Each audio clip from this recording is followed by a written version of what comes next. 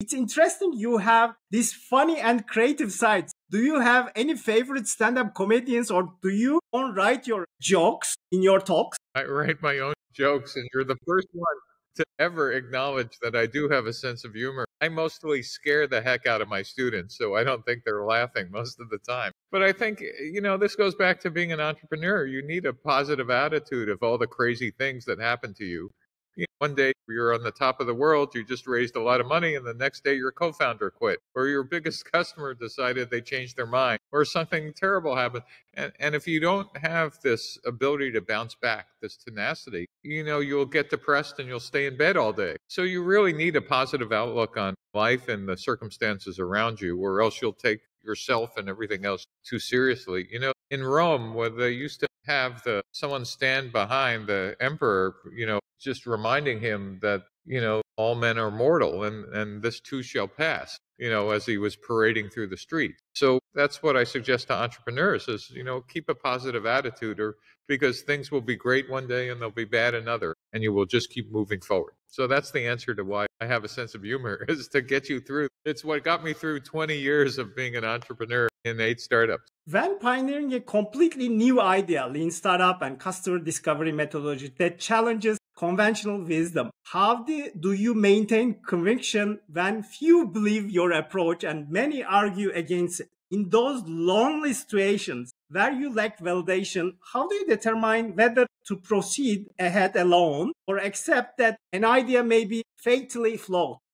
There's a phrase that I don't know where I heard it, but I think it's a pretty good one that describes the nature of a founder, whether it was creating a new concept like Lean or creating a startup, is profound beliefs loosely held, which means you're passionate about your ideas, but you're open to input and feedback to allow you to pivot or change or make the idea better. That's the nature of a startup. You have a series of hypotheses on day one, and you're focused on a direction. But as you get input, you might change or pivot or even restart. The same was true when we created the Lean Startup Method, and we created in the US, the National Science Foundation Innovation Corps, or a program called Hacking for Defense, or at Stanford, the Gordian Knot Center for National Security Innovation. Each one of those were either my idea or a set of us who had an idea that no one else shared at the time, but we had profound beliefs that we had some insight that would take it forward. And what you're looking for is evidence.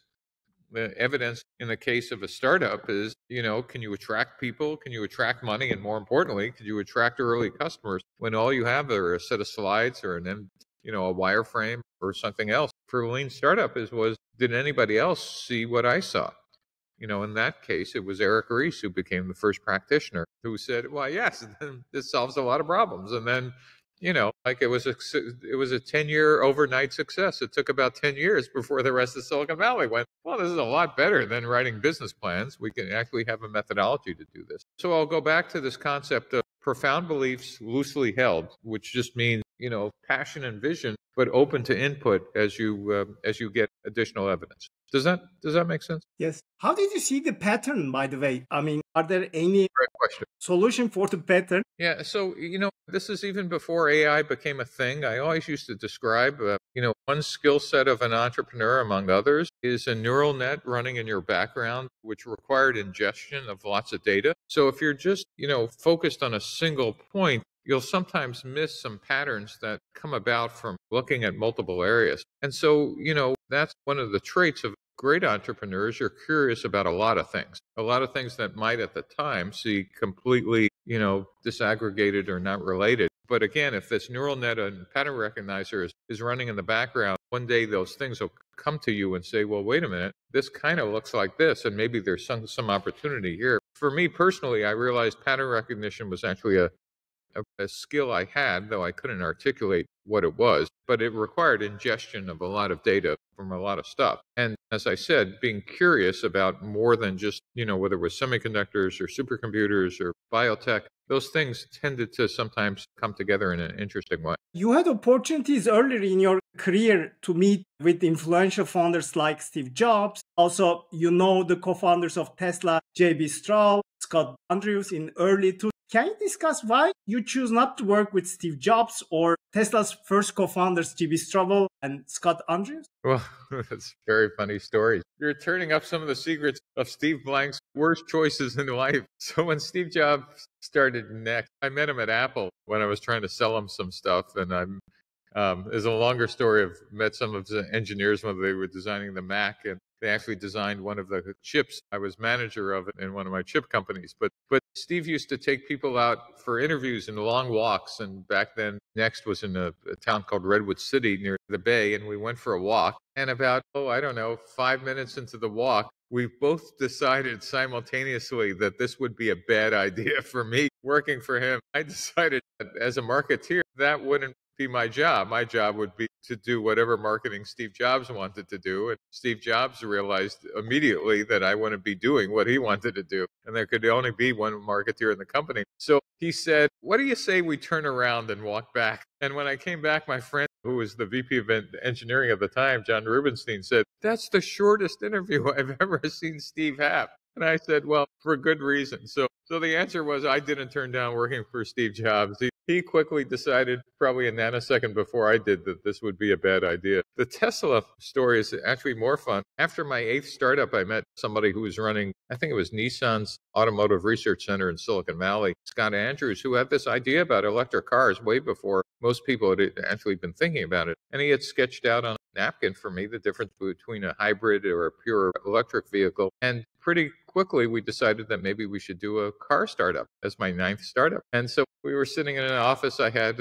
down the street from my house, and we found a recent graduate of Stanford, a kid who was driving a Porsche, but attached to the Porsche was a battery pack and a trailer. And so he had electrified his Porsche driving around Palo Alto, and the kid's name was JB Straubel. And JB, of course, went on to be the CTO and co-founder of Tesla. And JB and I and Scott must have worked, 3-4 months on this electric vehicle startup until I realized a couple of things. One was, it was probably, and again, this was my brilliant observation, it might take 10 years and $50 million to do this company. I was off by about 2 decades and about often the amount of capital we would need. But most importantly for me, I realized that I no longer had the passion and interest to commit to a startup at the level that was necessary. In the United States, there's something called a red-eye flight, which means you would fly at nighttime, overnight, from one coast of the United States, from California to New York and vice versa, to make a meeting in the morning. And I would do that often when I was a passionate entrepreneur. I'd call somebody in the afternoon and from California, set up an 8 a.m. meeting, take a red eye, and literally come back to California that same day because it was an important meeting. I realized after my 8th startup, I had become maybe too successful and too old to want to do that. And I was going to be competing with other entrepreneurs who would do that. And if you couldn't do that, if you couldn't stay in the game, it was time to retire and go home. And I told that to JB and Scott, and they were disappointed, though JB went on to find a much more competent CEO and certainly a much more successful career than if he would have hung out with me. But I think the lesson there for me, which I now used as a test, is would you do the same things that you would have done, when you were like eager and passionate? And if the answer is no, you're going to be competing with the people who will. And you ought to decide whether you still want to be in the game or not. So that's a very long story of 2 questions no one has ever asked me. So far you're batting up of asking questions no one's ever done. Many influential founders are college dropouts. So if you could overhaul the entire education system, how would you redesign it, optimally equip students for professional and entrepreneurial success in the real world? Well, first of all, I'd encourage them to stay in college.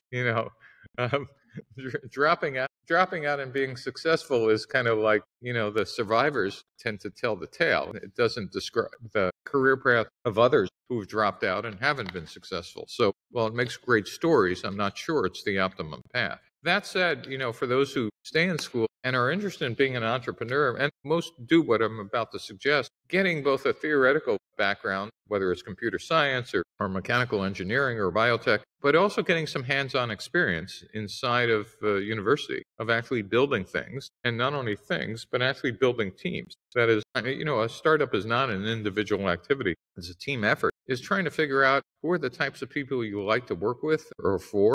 What's the culture that kind of, is it you all work at the same pace and whatever? Do you want to work with complementary skills or everybody has to be the same? And what's it like actually to experience failure even when you're in college? Because everything doesn't unfold like the press stories about great successes, most startups fail. And the successful entrepreneurs are the ones who know how to deal with failure and adversity and actually get up and do it again and again. Learning that while you're still in school is probably some of the best experience you could get. But I wouldn't just overemphasize the technology part. I would emphasize the other part, the team building part, the hands-on part, the learning how to talk to customers part, etc. Does that make sense? Yes. You also resembled the entrepreneurs as artists, and teaching entrepreneurship is also should be in the early years of education. Should you explain it? Yeah, it's one of the things I observed early on when I stopped actually being an entrepreneur and then started teaching entrepreneurship was a couple of my friends, who knew me as an entrepreneur would laugh. They said, "Steve, you can't teach entrepreneurship, like you got to be born an entrepreneur." And I was kind of confused because I was teaching entrepreneurship, but I didn't really they were right. I really didn't have a theory about why was it that I thought you could teach, this endeavor to others. And so I started looking at what were some parallels to what I really believed was an art and a craft rather than, that is, being a founder. And we're talking about being a founder or a part of a founding team. It is not like being an accountant, right? It's, where there's a set of rules and day-to-day things, you know what to do, etc. Entrepreneurship and founders are closer to artists, as you said. And what I meant by that, artists see things that other people don't. Musicians hear things and composers hear things that, other people don't. Authors can envision a novel and, it's basically for all of them, the art of creation of that art is simply getting out that passion and writing it down and putting it in place. Or a painter is exactly that. In fact, the best story is when someone went to Michelangelo's studio and they saw a 12-foot block of marble. And they said, "What's that?" And Michelangelo was reported to say, "Well, that's the most beautiful sculpture in the world." And they said, "It's a 12-foot block of marble." And he said, "Come back in 3 years." And they came back in 3 years, and that 12-foot block of marble had been transformed into something called the Pieta, which, if you've seen it in Rome, is the most beautiful sculpture in the world. And they said, "How did you do that?" And he said, "I just removed the stone around it." Well, that's what founders do. They remove the stone around their vision, removing all these obstacles they see at a time. And so if you think about how do artists get trained, I started thinking about what did we learn how to train artists? Well, starting in the Renaissance, we realized that the best way to train artists was, first of all, apprenticeship. That is, you would sit at the feet of a master and you would start to do things, right? Yes, you would learn some theory, but you would actually get hands-on in practice. But in the 19th century, we also learned that in addition to apprenticeship, we could teach art to the earliest possible ages to children in kindergarten or, when they were 5 or 6, they would teach, finger painting, and then they would teach storytelling, and then they would teach, how to make sculptures out of clay and whatever, such that we didn't expect all those young students to actually become artists. Some of them would realize, "Oh my gosh, I have a passion for this. This could be a career." But the others would appreciate how hard it was to actually make something of value. That analogy, I think, applies to entrepreneurship. Number one is we should be teaching children at the earliest age that it's possible to create something of value in business. Whether it's a candy stand, a lemonade stand, selling something, or a small business, etc. But even if they don't succeed, they will appreciate how difficult it is to do that. And we should be creating classes that both have early stage entrepreneurial education as well as apprenticeships. Does that make sense? It's a long story about entrepreneurship, and training founders are like training artists. How about companies? The Apollo Moon landing exemplified the cultural clash between the Horizon 3 innovation and Horizon 1 bureaucracy. And as an expert on corporate innovation, what lessons should large companies draw from this history to avoid stifling their disruptive projects and effectively integrate them into established systems? There's a great story, I think, at the Apollo moon landing example. Yeah, so, the Apollo moon landing was certainly a disruptive set of activities. And the story is when they landed back in the Pacific Ocean and got helicoptered to both the United States, they had to fill out a customs form of where they've been, and what they're bringing back. And where'd you travel to? Moon. What are you bringing back? Rocks. And then they had to fill out an expense form where you would get paid for mile. They wanted to get paid per mile. And the government said, no, we'll pay you by day. So because they thought if they got paid per mile, they went 250,000 miles one way and back, 500,000 miles in total. They would have been very rich. But instead, they got $10 a day for expenses because they were in the military. But back to your question, what's really interesting is companies are just organizational constructs to focus on repeatable process. So in the beginning, every large company was a startup searching for a business model. That is the distinction between a startup and a large company is the large companies get large by executing known business models. It's a fancy term for a business model is who are my customers, what pricing, what's the right distribution channel, what's the right supply chain, etc. But startups aren't executing business models, they're searching for them. This distinction between search and execution had never been articulated before we started talking about the lean startup.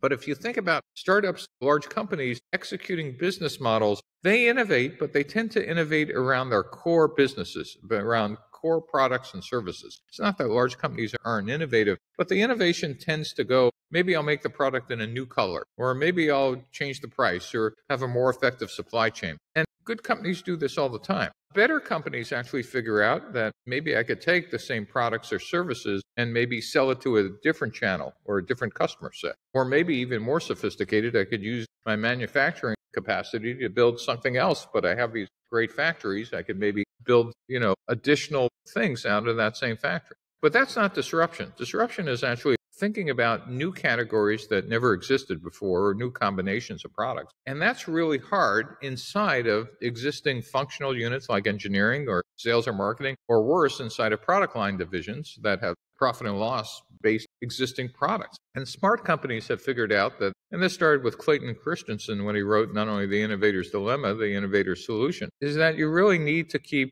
disruptive organizations at first outside of the mainstream of the organization, because those people operate not only with different ideas, but different culture, different speed, and more importantly, different approaches to risk. You need those risks you take to be essentially fail safe, meaning you don't want to destroy your core business with an experiment. But in the disruptive organization, you want the experiments and the culture to be safe to fail. That is, you want to be able to say, well, that didn't work and we didn't damage a business. And the best example of this is SpaceX. SpaceX today is launching rockets on an operational cadence from 3 launch pads about every 3.5 days. Over 100 rockets a year will go up this year. And so that is operational excellence. They do not run experiments, at least on a big scale, on those rockets. That Falcon 9, there is crew that knows how to wheel it out, plug it in, launch it, check it out, etc. But there's another group in Texas that's building something incredibly disruptive at SpaceX called Starship. And Starship has basically exploded 3 times, each time getting better and further into space. And each time they're learning massive things. That is not operational cadence. That is, in fact, a disruptive organization learning by experimentation rapidly, about 10x more rapid than a traditional NASA program to make a moon rocket. Well, what's really interesting is those are not disconnected programs. The Falcon 9 people are teaching the Starship people, hey, we wish we would have put the access panel over here. And the Starship people are teaching the Falcon 9 people, those engine chamber pressures, you could probably crank them up another 2 and you'd get another couple 100 pounds or 1,000 pounds of payload without really screwing up the rocket. So they do interact. And most important lesson for corporations, that disruptive thing going on in Texas, that Starship, that's eventually going to be the company's core product. Right now, it's on the edge. Innovation always occurs on the edge for disruptive innovation. And when it succeeds, it moves into the core and eventually replaces and becomes the next generation product line. CEOs who can manage sustaining and disruptive innovation simultaneously, it's a real art. And most companies kind of either fail to do that and their product life cycle and company life cycle, goes like this, or they kind of do acquisitions of, well, we're not creative enough to do it inside. So why don't we buy a division or an innovative and disruptive company? Not a bad idea, but that integration of the two is really difficult. Or we could acquire people or intellectual property, etc. So the answer to your very long answer to a short question is companies have a kind of a life cycle.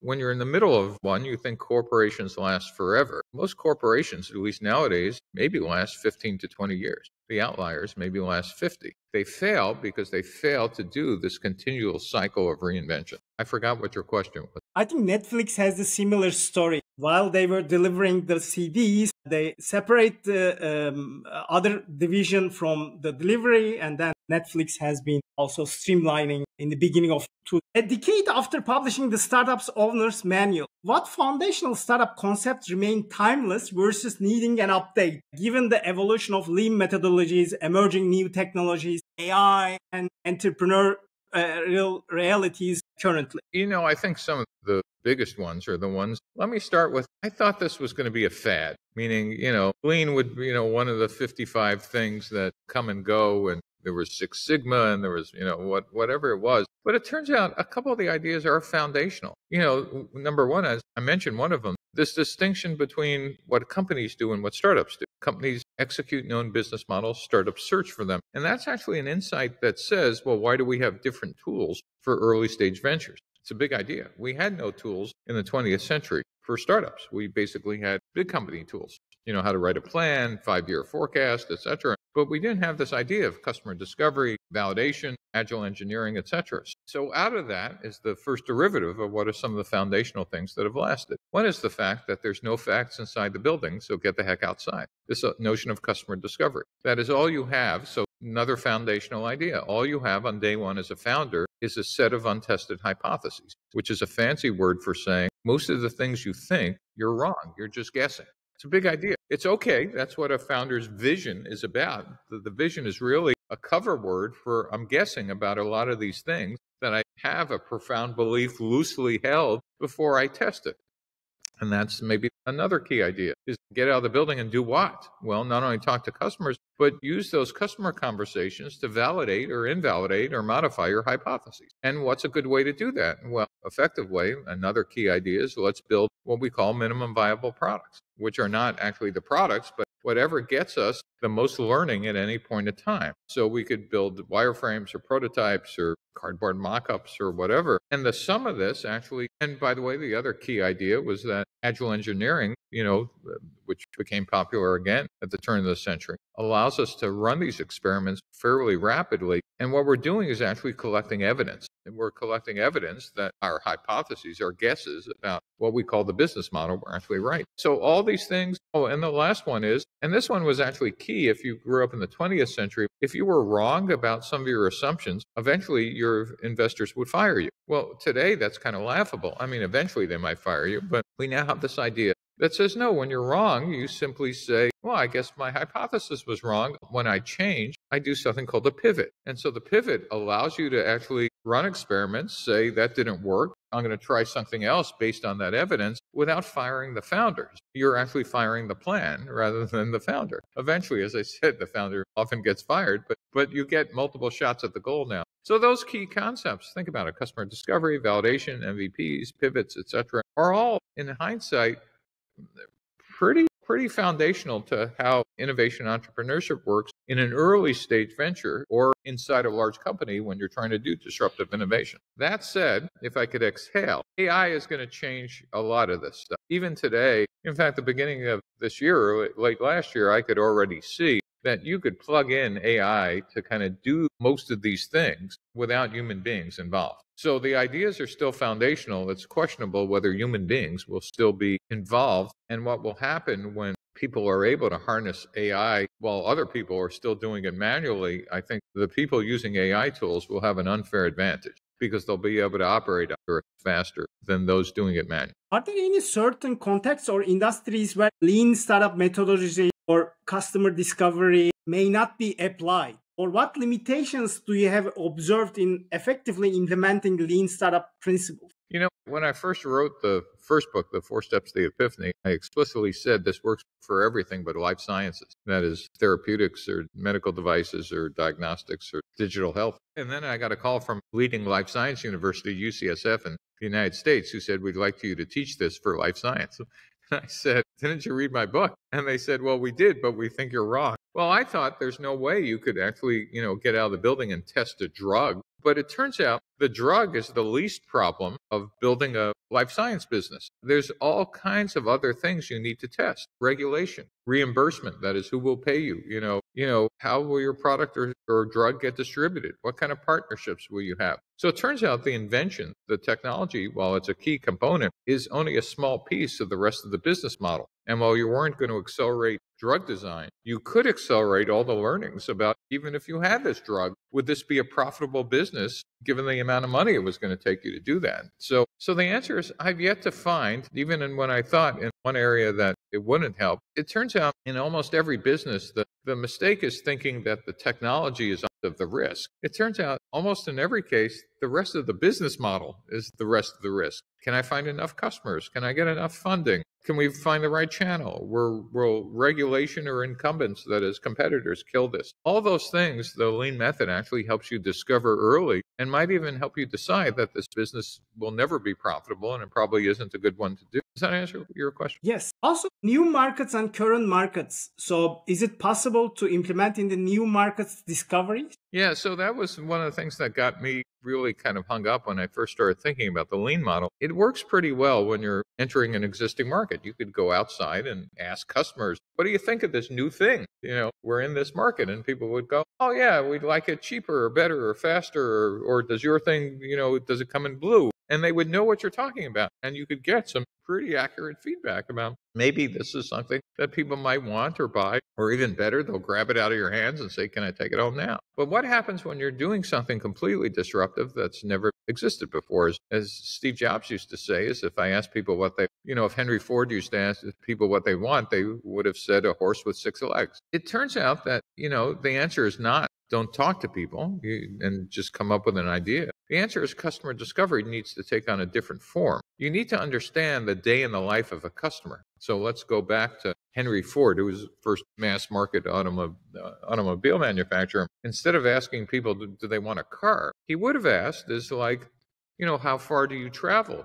What would life be if you could travel 10 times further in half the time? All of a sudden, if he would have understood the day in the life of a potential customer before a car and what the life would have been after the car, you actually could have done customer discovery for a new market without having people tell you, I want a horse with 6 legs. They would have described the problem. And so in a new market, you truly need to get up and understand not about product features, because no one will know what you're talking about, but about their day in the life, about the problem that they have today, whether they know they have a problem or not. Does that make sense? So the customer discovery questions you ask are very different, but still valid. And what was really interesting, the other part about discovery is different, is learning that the sales cycle is different. If you're in an existing market and I'm on your board of directors, I want to see a sales curve that looks like this. That is, if you're right, you're taking market share from incumbents because you have a better something. Well, the problem is most startups and investors assume for all startups, that's what the sales curve would look like.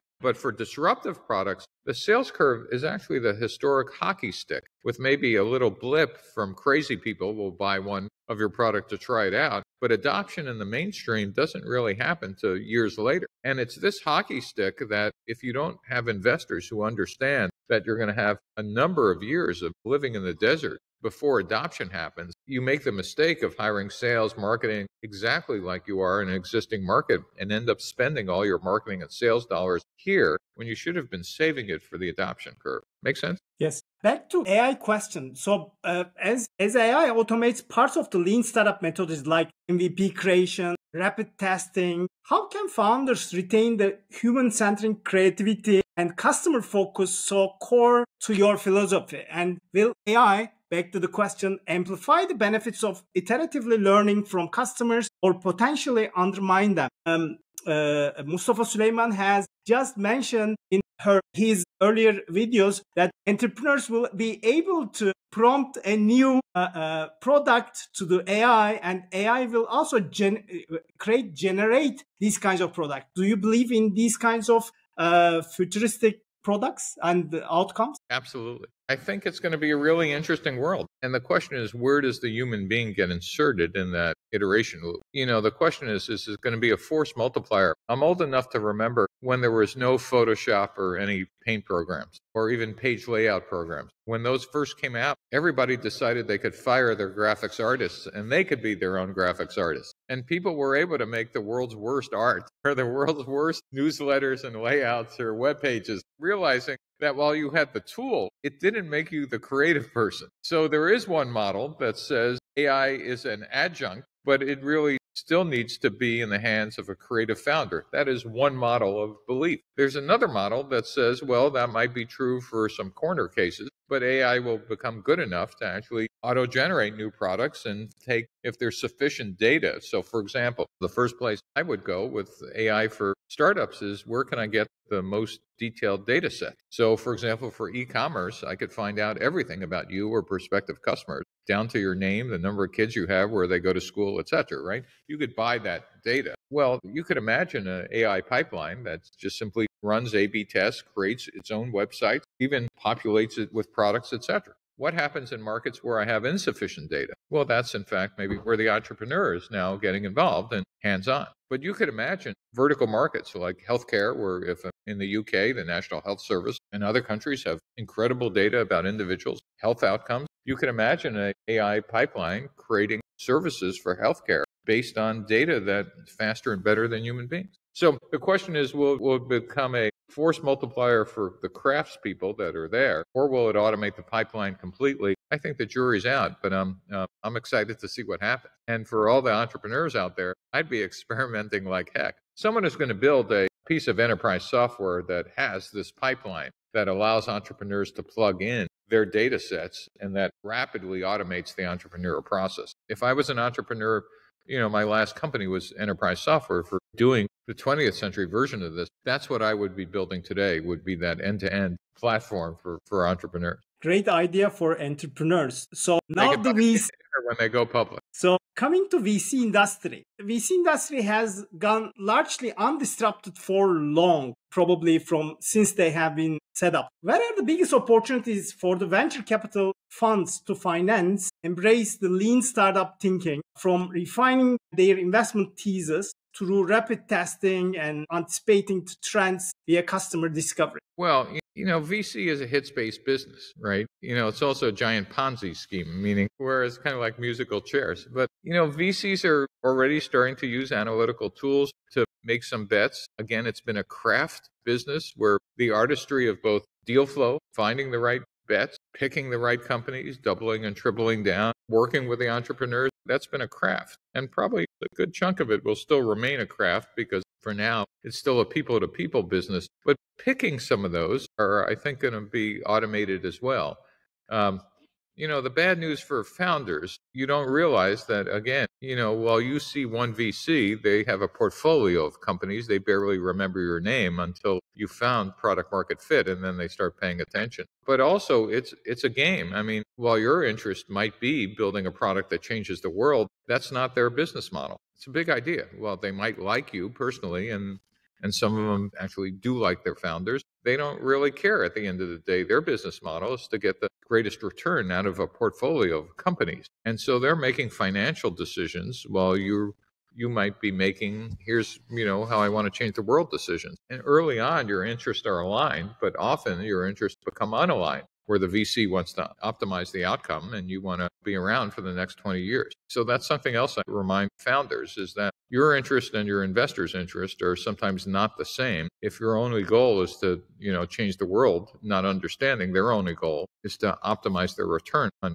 the investment in your company. So is it the dark side? Are there any dark side? Having been in Silicon Valley for many years, you have seen the behind the curtain of tech industry hype and also startup world. In your opinion, what is the untold part of the Silicon Valley, as you mentioned about the VC industry, rarely get discussed openly? Well, one of the things that the business press does terribly badly is they talk all about the CEO.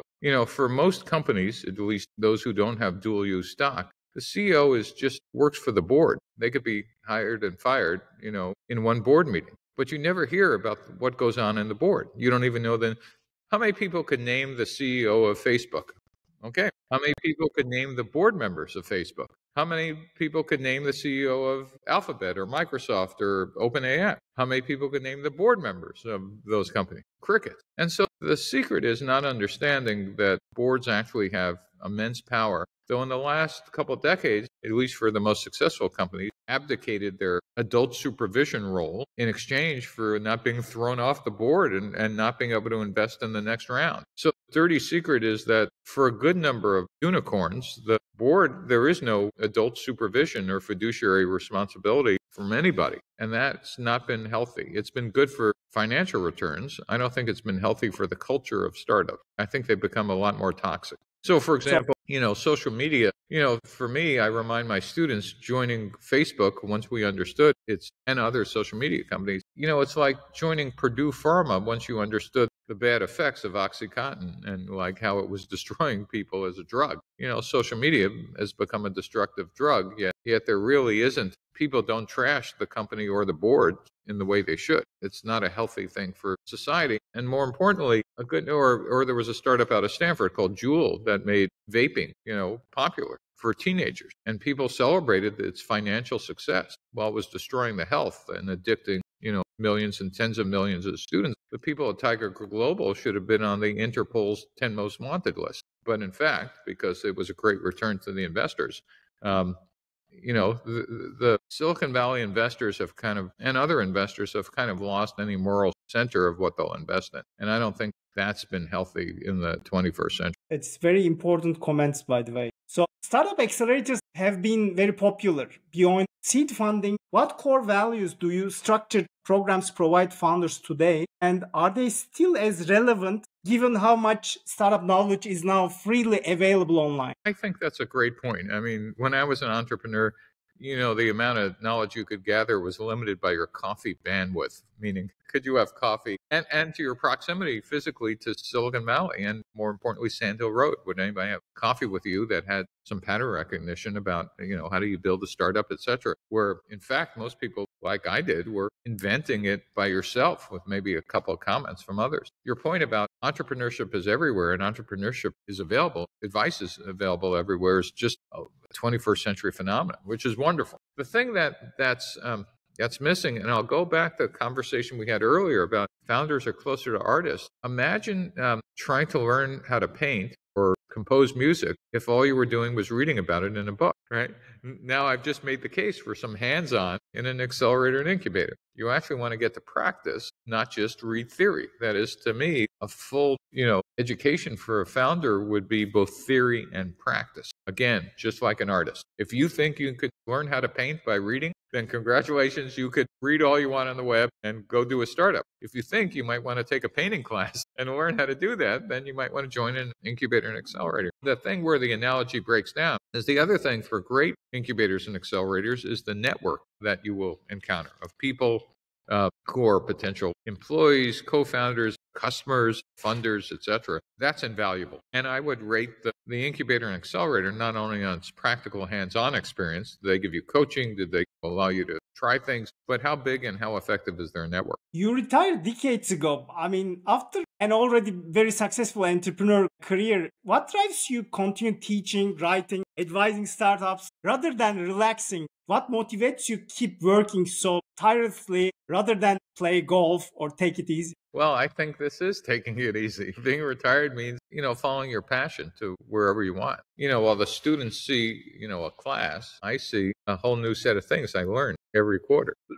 As my students, I teach at Stanford now in both the engineering school and the international policy side for national security, are teaching me things every day. So if you like to do continual learning rather than stop learning, I mean, some people retire and it's just fine and they work in their garden or, as you say, play golf or go sailing, and there's nothing wrong with that. But for me, retirement was doing what I wanted, which was continually learning. Or I just kind of think that the neurons are going to start dying and I need to replace them at a never increasing rate. And also I always have a couple of new ideas of, what if or how come or whatever. And the world isn't static. So science advances, technology advances, politics, has become, as you know, in Europe, Ukraine and Russia and United States with China. I mean, there are always things going on. And the question is, do you want to be engaged or you want to just retire? as I said, this to me is the best retirement I could imagine. Are you writing the next book based on your blog posts? I mean, will it be about history of Silicon Valley? I think I'm done writing books, though. I've said that a couple of times. Right now I teach. I'm an advisor to some parts of the U.S. government on innovation, which, you think corporate innovation is hard. Innovation inside of government agencies, whether it's the United States or Turkey or anywhere else in the world, is probably, harder than corporate innovation, which is harder than startup innovation. The things we did for startups and the tools we built look like toys compared to what you need to do in government agencies. Not because people are dumber or whatever, but there are a lot more processes and restrictions.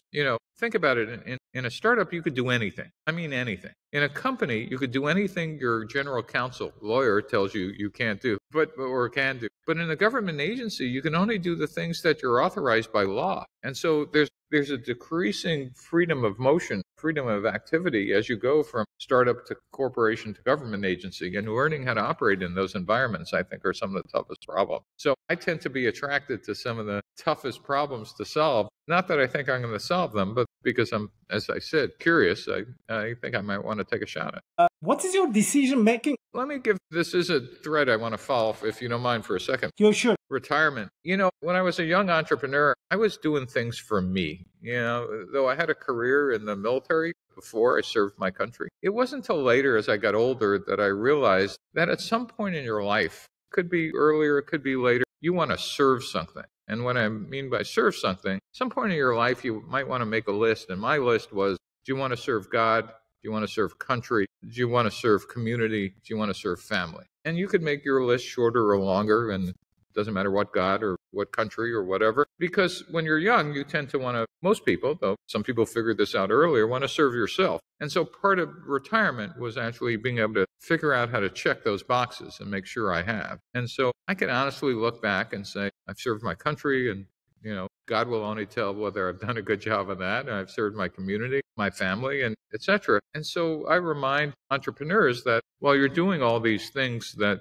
you might be having fun with, you might want to step back, just start NGOs or dedicate their life to God and mission early on, have kind of figured this out early on. But if you're an entrepreneur, it takes a while for that to kind of percolate, that there's a bigger thing in life than just the startup you're working on. So I just want to leave your founders with that. I mean, that's a great closing, but I have one more question. I mean, if you give you advice a younger of yourself, this is a cliche question, but what should 3 of pieces that you will give yourself? Well, I have a bunch of students who, when they graduate, spend an enormous amount of time angsting, that is worrying over, is this the right startup or thing to do? And it's okay, but they really don't have the context that says in their career, they have the opportunity to do at least 5 to 10 of them. And so try to optimize that one first decision. It's good to think about it, but advice number 1 is don't over optimize, your first decision. The second is you should go where your passion goes. If you're not excited about the job you might take or thing you're doing when you wake up in the morning, you need to stop doing it and do something else. If it's just a job, entrepreneurship, let me be clear, being a founder, that's not a job, that's a calling. If you're not called to that, as literally, I can't imagine doing anything else but this, then you've made the wrong choices. You're doing it. And the reason why it has to be a calling is it's the world's most miserable job.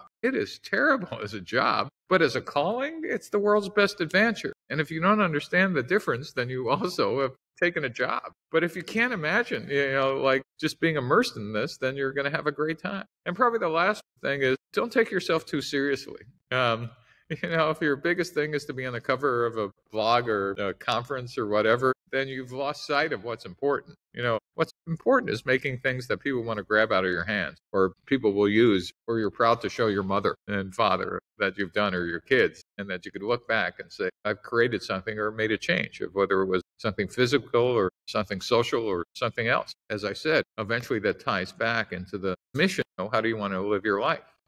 What do you want to serve? And eventually you're going to come around to you need to serve something other than yourself, God, country, community, and family. That would be my advice. Steve, this has been extremely valuable, and I really appreciate you taking the time to share your knowledge with us today. Thank you very much. Well, thank you. And you're reaching a whole set of entrepreneurs worldwide and just giving them great information to be more successful. So thank you. Thank you.